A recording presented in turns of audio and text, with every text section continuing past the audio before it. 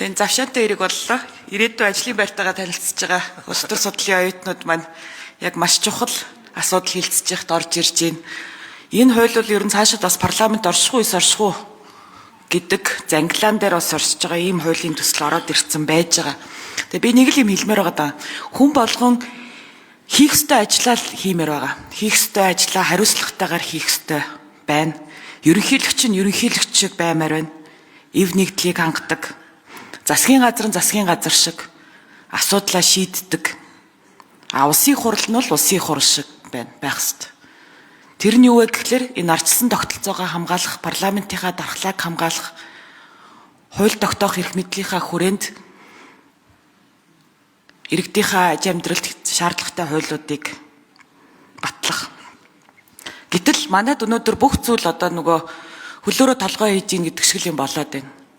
Яг хийх ёстой ажлаа бүрэн дүүрэн хийж байгаа хүн алга. Үндэсний аюулгүй байдлын зөвлөлийн нарийн бичгийн дарга нь хүртэл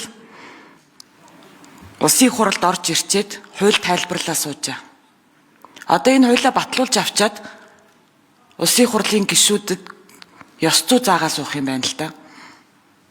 Тэгээ би энд улсын хурлын даргаар шинээр томилогдсон Бямцогт даргад бүр тусгайлан хандаж хэлмээр байгаа.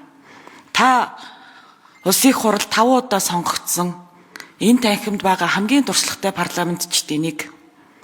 Тэгээ таны анхны одоо даргаар сонгогдоод хилцүүлж байгаа хуулийн төсөл энэ болж. Тэгээ энэ хуулийн төсөлд дотор гизрүү н орох юм бол асуудалтай зүйл маш их байна.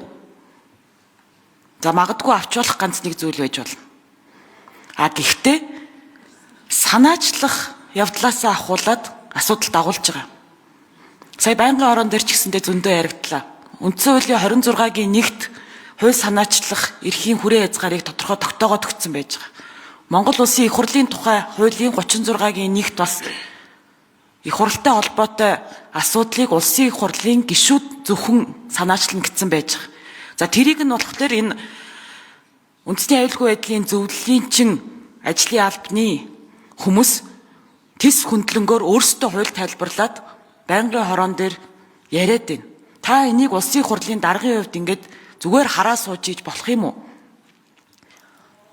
Улсын хурлын даргын албан тушаалыг цөөхөн хассан байдаг. Тэгээд тухай бүр өөрсдийнхөө легасиг бүтээж байгаа. Та бол одоо 5 удаа сонгогдсон парламентчийн хувьд өөрийнхөө легасиг яаж бүтээх нь вэ гэдэг чинь яг энэ ихний алхмаас ч харагдах гэдэг.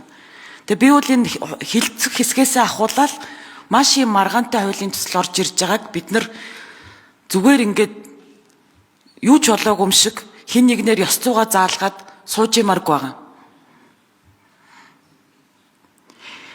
Эгүүлэн татах асуудлыг процессжуулах шаардлага байгаа гэж үзэх юм бол тэр асуудлыг улсын хурлын гишүүд нь өөрсдөө санаачлаад оруулж ирж болно. Тэр асуудал бол нээлттэй. Шаардлагатай бол би ч гэсэндээ санаачлаад явж болж байна. Миний бодол бол юу вэ гэхээр өнгөрсөн 36 жилийн хугацаанд маш их үн цэнээр хамгаалагдж байгаа Монголын ардчлалын хувь заяа гагцхүү сонгогчдод байх ёстой. Тэр эгүүлэн татах хэрэг зөвхөн сонгогчдод, зөвхөн иргэдэд байх ёстой л гэдэг ийм байр суурьтай байгаа. Тэгэхээр их хурлын дарга би танаас л асуухыг хүсэж байна л да. Та энэ улсын их хурлынхаа хувь заяаг цааш дүр нь яаж харж байгаа юм бэ? За чуулганы хуралдааны дэгийн тухай хуулиар хууль санаачлагчаас асуулт асууж хариулт авах дэгтэй. Та мэдж байгаа. Зүгээр бас их хурлын гишүүдийн эргэлзээ энэ хууль санаачлах одоо бүрэн эрхийн хүрээ хязгаар институт хоорондын бас зөрчил биеийнхээ одоо ажил ороод байгаа юм шиг гэдээс ойлголтууд явж байгаа учраас танд бас улсын хурлын тамгын газраас тайлбар өгүүлэх нь зөв баха. Ер нь улсын хурл өргөн мэдүүлж байгаа хуулийн төслүүд дээр үндсэн хууль болон улсын хурлын тухай хууль, улсын хурлын чуулганы хуралдааны дэгийн тухай хууль, хууль тогтоомжийн тухай хуульд нийцсэн эсэх талаар одоо бас тийм санал дүгнэлтүүд бас улсын хурлын тамгын газраас гаргадаг. Энэ бол хуулийн төслийн одоо бүрдүүлбэр өргөн мэдүүлж улсын хурлыг хилцүүлэх шалгуур шаардлагыг хангасан эсхийг хяндаг. Энэ хянагдсан байгаа энэ хүрээндээ бол энэ үндсэн хууль болон улсын их хурлын тухай хуулийн хүрээ хязгаарыг зөрчсөн, давсан хэн нэгэн тийм их хурлын эрх мэдэл рүү бүрээ халдсан зүйл байхгүй байна. Улсын их хурлын тухай хууль, улсын их хурлын чуулганы хуралдааны дэгийн тухай хуулийг тийм үү? Дэгтэй холбоотой улсын их хурлын үйл ажиллагаатай холбоотой асуудлуудыг улсын их хурл өөрийнхөө тийм үү бүрэн эрхийн хүрээнд шийдэх ёстой. Гэсэн тийм үү тайлбарыг өгсөн. За мөн өнөөдөр Монгол Улсын ерөнхийлөгч өргөн мэдүүлсэн энэ хуулийн төсөл бол улсын их хурлын гишүүний бүрэн эрхтэй холбоотой асуудал учраас энэ бол хууль тогтоомжийн тухай, үндсэн хууль, бусад хууль тогтоомжийг зөрчөөгүй байна гэсэн лавлгаа бас надад бас гаргаж өгсөн байгаа. Тэгээд энэ дэр улсын их хурлын тамгын газрын ерөнхий нарийн бичгийн дарга, үлзий сайхан дарга тодорхой хариулт өгч. Яагаад гэвэл их хурлын олон гишүүдэд ийм эргэлзээ байгаа. Үндсэн хууль судлаач нар замун хуульч, эрх зүйчд иймэрхүү эргэлзээ иргэд олон нийтнүүд байгаа бах. Тийм болохоос тодорхой тайлбар өгч зүг баха.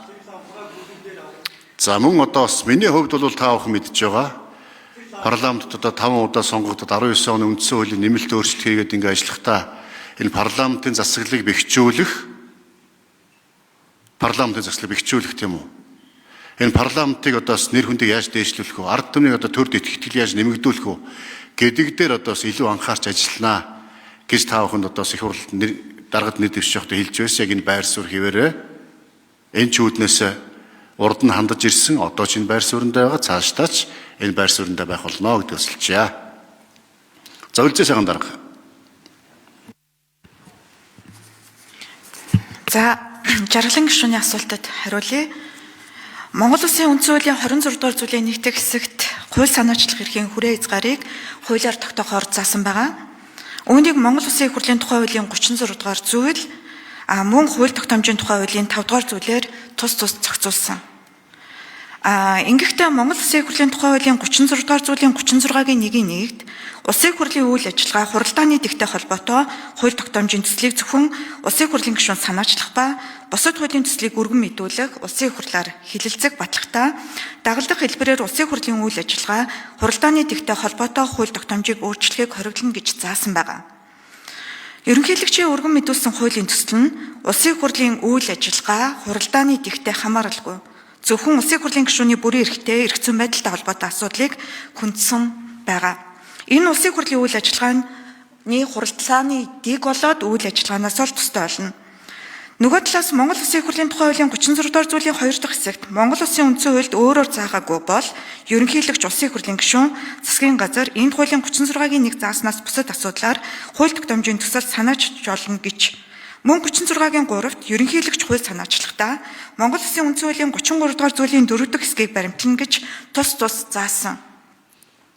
Тодорхойлбол Монгол Улсын их хурлын тухай хуулийн 36-гийн 1-ийн 1-д Улсын их хурлын гишүүний хууль санаачлах хуулийн хүрээ хязгаарыг 36-гийн 1-ийн 2-т засгийн газрын санаачлах хуулийн хүрээ хязгаарыг тогтоосон. Харин ерөнхийлөгчийг хууль санаачлах замаар өөртөө үндсэн хуулиар олгосон үндсэн бүрийн эрхээс гадуур тодорхой бүрэн эрх олж авахыг нь хязгаарласан ийм заалт тол байгаа юм. За хоёр дахь асуултын хувьд Улсын их хурлын онцгой бүрэн эрхэд халдаж байгаа эсэх асуултын хувьд Монгол Улсын их хурлын тухай хуулийн 4-ийн 1-д Улсын их хурлын онцгой бүрэн эрхэд хинч халдаж үл болно гэж заасан байгаа. Үүнд үндсэн хуулийн 25 дугаар зүйлийн 1 дахь хэсэг заасан 18 онцгой бүрэн эрхийг ойлгоно. Ерөнхийлөгчөөс санаачилсан хуулийн төсөл нь эдгээр 18 онцгой бүрэн эрхтэй хамааралгүй, эдгээр бүрэн эрхийн аль нэгийг нь хөндөөгүй байгаа тул Улсын их хурл хууль санаачлах эрх бүхий субъектийн өргөн мэдүүлсэн төслийг дэгийн дагуу хилцэн батлах нь хууль зөрчсөн асуудал биш юм. Харин өргөн мэдүүлсэн төслийг хэрхэн өөрчилж батлах эсвэл батлахгүй байх нь Улсын их хурлын онцгой бүрэн эрхийн асуудал юм. 3-т холбогдох ажлын хэсгийн бүрэлдэхүүний тухайд бас хариулъя. Монгол Улсын их хурлын чуулганы хуралдааны дэгийн тухай хуулийн 31-р зүйлийн 31-ийн 1-д Монгол Улсын ерөнхийлөгчийн санаачилсан хуулийн төслийн танилцуулгыг Монгол Улсын ерөнхийлөгч өөрөө эсвэл түүний томсноор тамгын газрын дарга эсвэл зөвлөх нь хийнэ гэж 31-ийн 6-ад энэ хуулийн 31-ийн 1, 31-ийн 2 заасан этгээд төслөө танилцуулах, үндслээ тайлбарлахдаа төслийг боловсруулахад оролцсон холбогдох мэргэжилтийн шинжээчдийг төслийн хилцүүлгийн бүх